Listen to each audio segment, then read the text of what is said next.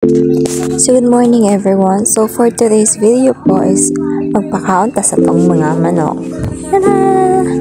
So pasensya hay mga etch no, kay kanang medyo nga na tong video kay wala may maka-video sa to.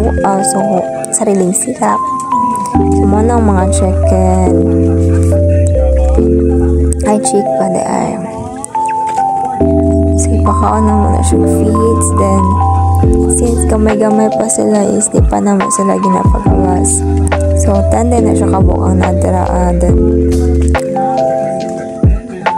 Na, di pa naman siya ginapagawas since gamay pa sila. Ay, pasensya na pala. Handa pa lang na siya mga edge ha. So, next is sa mga dagko na po na ito mga chicken. Yung kanang mga gipambuhian na.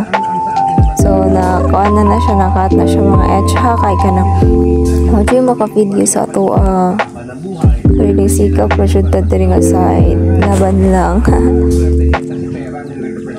Sidara. So, malingaw na lang pagkaya ko kada buntag or kada hapon. Then, ika-utusad ka na mapakaon ko kay musunod sila.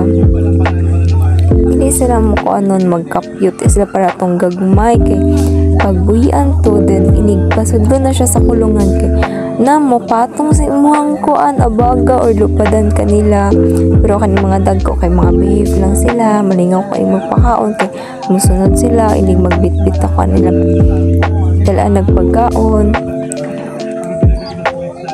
kana mahadlok ang gagmay ibuyan ako gagmay kasi sila dagko na sila.